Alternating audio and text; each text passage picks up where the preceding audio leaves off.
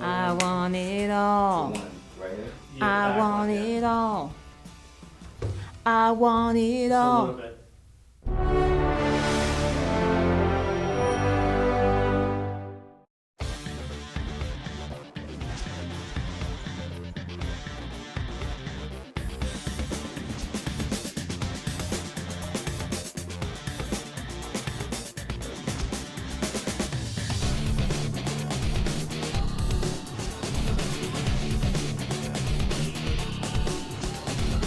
Hey, it's Jessica Sitomer, the Green Light Coach, and I help you get more work, better work, or different work. And you are watching Jess Gets Real. For Sarah Jessica Parker, and I don't know how she does it, no one could believe everything she did. I don't know how you do it. I don't know how you do it. I don't know how she does it. Instead of sleeping, I do the list. Number 1, Take Emily to school. Number 2, keep my head above water at work. Number 3, spend more time with Richard. 4, the kids, kindergarten bake sale, Christmas lights, birthday party. She had her lists, her lack of sleep, but eventually, when she created boundaries, she really did have it all. Now you could say, Jessica, let's get real. That's a movie. But I will argue that you really can have it all if you let go of the expectations of how having it all looks. Create boundaries and avoid unrealistic goals. First, let's discuss what I mean about having it all. I mean having what you value in life, whether it be a job you're passionate about, a spouse, kids, hobbies, travel, adventures, exercise, shopping, philanthropy, recycling, everything. Everything within realistic goals. And by that, I mean, don't say I want it all to be a stay-at-home mom and an A-list studio cinematographer, because an A-list cinematographer gets work that takes you away from home, so you can't stay home with the kids. That doesn't mean you can't find a solution for being an excellent mom, having quality time with your kids, and still be an A-list cinematographer. Having it all comes with a few requirements. 1, excellent communication skills, especially with your family, which can include spouse, parents, children. Be honest about what you want and your plan to achieve it.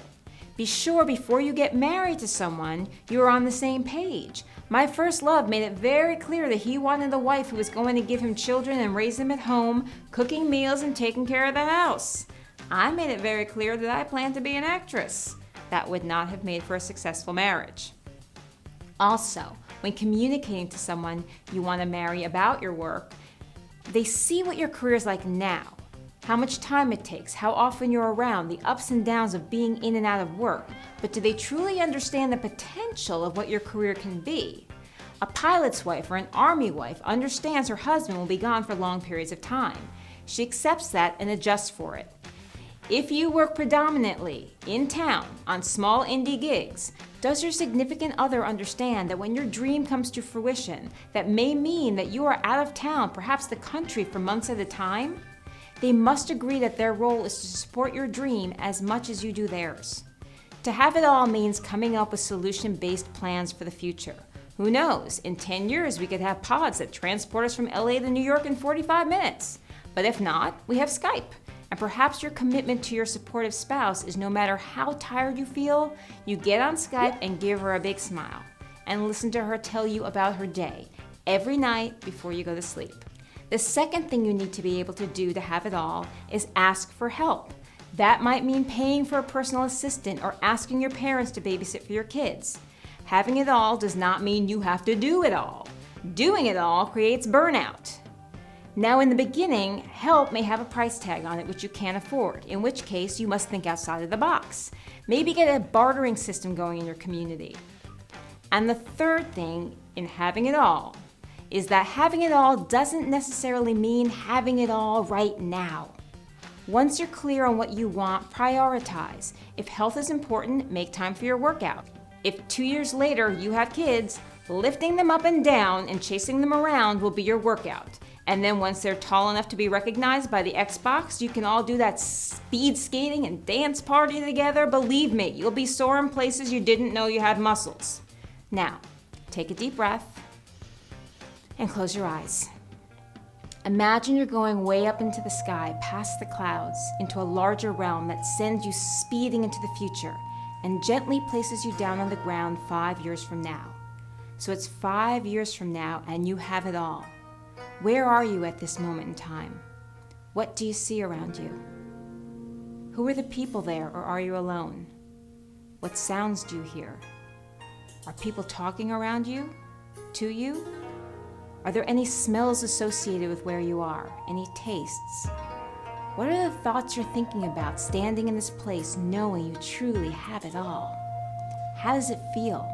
Are you peaceful, stressed, energized? Now imagine someone walks up to you and says, "I don't know how you do it." What is your response to the person? How do you do it? Now, imagine you're being transported back in time, back to now, back to where you are right now. Take another deep breath and open your eyes. You can do this closed eye exercise over and over again until you have answers from that place in your unconscious, that place that knows in your instincts, that knows that you will do it. Now I want to hear from you. What does having it all mean to you? Write it in the comments below. Did you enjoy this video? If so, subscribe to this channel and share it with your friends. And if you want even more insights and to keep up with where and when I'm speaking, go over to thegreenlightcoach.com and sign up for my newsletter.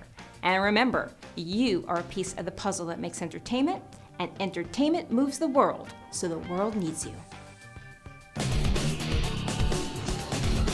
I love how every time I start singing, I look up to the microphone as if I'm singing in my own sound stage. Hey! Hey!